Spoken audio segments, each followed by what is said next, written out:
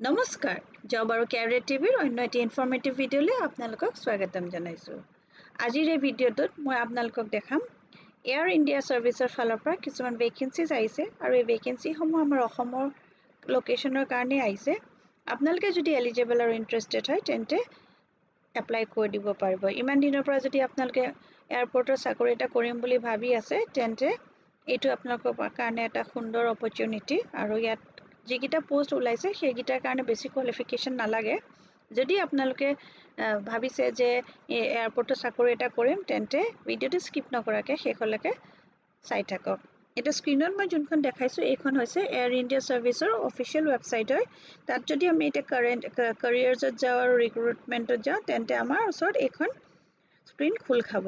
ইয়াত এতিয়া এইটো যোনটো ছেকেণ্ডটো আছে এইটো আমাৰ অসমৰ কাৰণে আহিছে, চিলচৰ এয়াৰপৰ্টৰ কাৰণে আহিছে। বাকীকেইটা বেলেগ চেন্নাইৰ কাৰণে আছে, বিজয়ৱাড়াৰ কাৰণে, কোচিনৰ কাৰণে আছে। কিন্তু আপোনালোক যদি ইণ্টাৰেষ্টেড হয় তেন্তে এইকেইটাৰ কাৰণেও চাব পাৰে। কিন্তু মই আপোনালোকক যোনটো দেখাম এইটো যোনটো আমাৰ অসমৰ কাৰণে আহিছে সেইটো চিলচৰৰ কাৰণে অহাটোৰ বিষয়ে মই আপোনালোকক জনাম। এতিয়া আমি ইয়াতে এনেকৈ ক্লিক কৰি দিছোঁ আৰু ক্লিক কৰাৰ পিছতে এইখন যোনখন চাৰ্কুলাৰখন হয় এইখন হ'ল অফিচিয়েল চাৰ্কুলাৰখন। এইখন ওলাইছিলে 4 তাৰিখে ওলাইছে আৰু ইয়াতে কৈছে চিলচৰ লোকেশ্যনৰ কাৰণে বিচাৰিছে যোনটো ভেকেঞ্চিজ হয় আৰু হেণ্ডিমেন মেল ইয়াৰ কাৰণে 6টা পোষ্ট আছে আৰু টাইম এণ্ড ডেট 20 ছেপ্টেম্বৰ 20 তাৰিখে ইণ্টাৰভিউ হ'ব 9টাৰ পৰা 12টাৰ ভিতৰত। আৰু যোনটো ভেনিউ দিছে সেইটো হৈছে ডেজ হোটেল অপজিট IOCL নিয়াৰ মহেন্দ্ৰ শ্ব'ৰুম বাহাদুৰপুৰ। জেগাখিনিৰ নাম মাইনাৰবন কাচাৰ চিলচৰ এইটো এড্ৰেছ হয়। এইটো এড্ৰেছত আপোনালোকে যাব লাগিব 20 তাৰিখে আৰু এই পোষ্টকেইটাৰ কাৰণে তেতিয়া আপোনালোকৰ ডাইৰেক্ট ৱৰ্ক ইন ইণ্টাৰভিউ হ'ব। আৰু এইটো কোনো কনচালটেঞ্চি বা থাৰ্ড পাৰ্টিৰ থ্ৰু দি নহয়, এইটো ডাইৰেক্ট এয়াৰ ইণ্ডিয়া ফালৰ পৰা আহিছে। ইয়াতে মই এতিয়া দেখাই দিওঁ আৰু এলিজিবিলিটি আৰু বাকী কি আছে এইখিনি।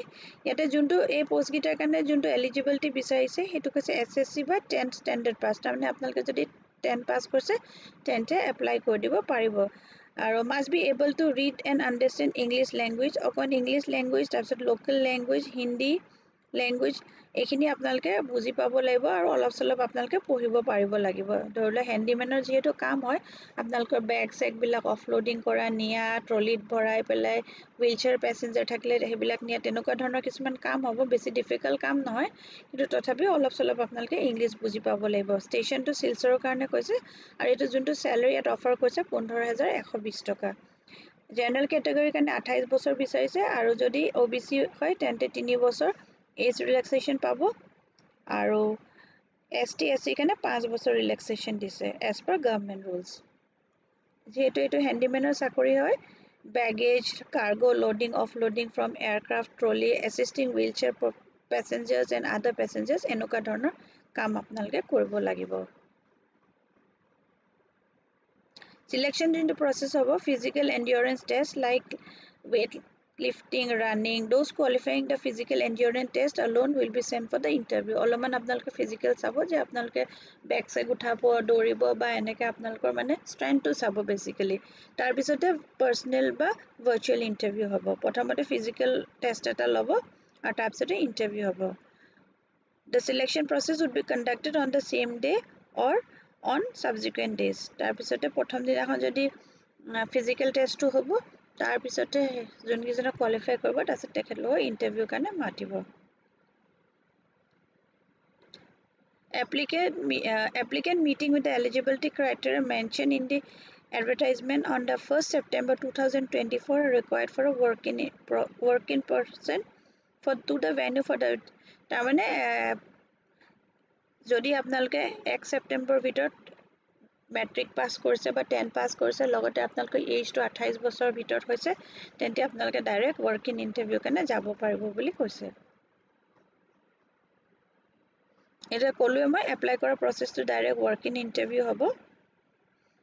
তাৰ কাৰণে ইয়াতে এখন এপ্লিকেশ্যন ফৰ্ম আছে যোনখন মই আপোনালোকক দেখাই দিম। সেইখন আপোনালোকে ফিল কৰি ল'ব লাগিব, লগতে চাৰ্টিফিকেটছ দিব লাগিব আৰু এখন 500 টকাৰ ডিমাণ্ড ড্ৰাফ্ট বনাব লাগিব যোনখন হ'ব in favours of AI airport service লিমিটেডত পেয়েবল এট মুম্বাই।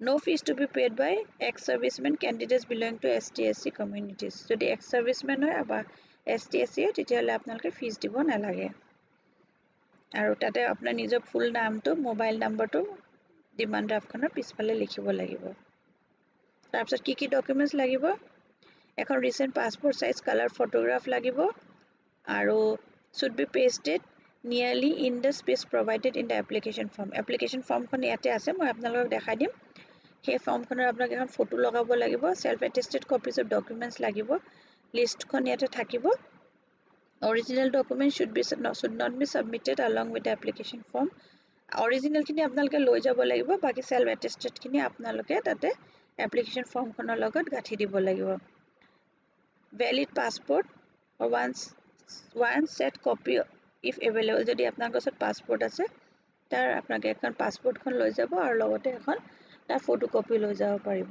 আৰু এটো হৈছে অফিশিয়াল ওয়েবসাইট হয় aiasl.in এটো যে এপ্লাই আপোনালোকে ফুল এটো চাব পাৰিব যোনটো মই আপোনালোকক দেখাইছিলো এখিনি এবাৰ পঢ়ি লব আপোনালোকে গুটেখিনি মই এটা পঢ়ি নিটো 16 পেজৰ হয় এটো দিছে direct recruitment and no agency institute involve এখন ইয়াতে অফিশিয়াল ইউজাৰ কাৰণে হয় এখন আছে এপ্লিকেশনখন ইয়াত আপোনালোকে ৰিসেন্ট সাইজ পাসপোৰ্ট ফটো লগাব লাগিব পোষ্টৰ নাম লিখিব ইয়াত তাৰ পিছতে এমপ্লয়মেন্ট ৰেজিষ্ট্ৰেচন নম্বৰ আছে এটো দিব লাগিব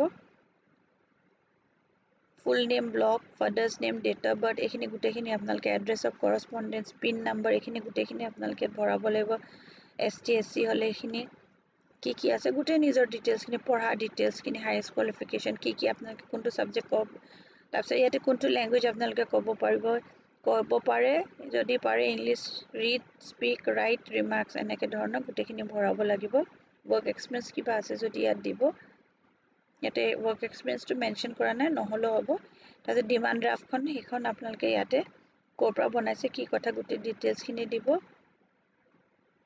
আপোনালোকৰ যদি কোনোবা ৰিলেটিভস আছে নেকি এয়াৰপোৰ্টত বা এয়াৰ ইণ্ডিয়াত কাম কৰে বা সিস্টাৰ কনসাৰ্ন হেখিনি দিব কৈছে যদি আছে আৰু ইয়াতে প্লেস ডেট আৰু আপোনালোকৰ সিগনেচাৰটো কৰিব লাগিব তো এইখিনি ডকুমেন্টস লৈ যাব লাগিব এপ্লিকেশন ফি বা ডিমান্ড ড্ৰাফট এটো ল'ব লাগিব তাৰপিছত 10 পাছৰ সাৰ্টিফিকেটখন লাগিব তাৰপিছত মাৰ্কশিটস কিখন লৈ যাব লাগিব আৰু পাস সাৰ্টিফিকেটখন লৈ যাব লাগিব যদি বেলেগ কোৱালিফিকেশন আছে হেয়াও দিব পাৰে আৰু হাইয়েষ্ট কোৱালিফিকেশন যি আছে 10 পাছৰ ওপৰত আপোনালোকৰ যদি 12 পাছ আছে গ্ৰেজুৱেচন কোৰ্স হেয়া দিব পাৰে লৈ যাব কাষ্ট সাৰ্টিফিকেট যদি এপ্লিকেবল হেয়া লৈ যাব লাগিব যদি আপোনালোকে এক্স সাৰ্ভিসমেন কবাত চাকৰি কৰিছে তাৰ ডিচাৰ্জ লেটাৰখন লৈ যাব লাগিব এক্সপেৰিয়েন্স যদি আছে লৈ যাব নেশনালিটি বা ডোমিসাইল যেটো আমি অসমৰ কাৰণে কৈছে আপোনালোকৰ PRC খন লৈ যাব PAN card hard copy Aadhaar hard copy income and asset certificate in case of EWS যদি হয় এটো লৈ যাব পাৰিব ইয়াৰ ভিতৰত আপোনালোকৰ যোনখিনি এপ্লিকেবল হয় 12 খনৰ ভিতৰত এইখিনি আপোনালোকে ডকুমেন্টস ফটোকপি কৰি সেল অ্যাটেস্টেড কৰি লৈ যাব লাগিব আৰু লগতে অৰিজিনাল খিনিও লৈ যাব লাগিব এইখন হৈছে OBC কাৰণে ভ্যালিড ফৰমেট এইখন আপোনালোকে উলাই পেলাই এইখন আপোনালোকে বনাই পেলাই লৈ যাব লাগিব ডিস্ট্ৰিক্ট ম্যাজিস্ট্ৰেট বা ডেপুটি কমিশনাৰেট সাইন কৰি পেলাই ডেট আৰু সিল মাৰি পেলাই এইখন ল'ব লাগিব আৰু এইখন ST/SC কাৰণে এটো ফৰমেট দিছে এইখনত আপোনালোকে এনেকে বনাই পেলাই লৈ যাব লাগিব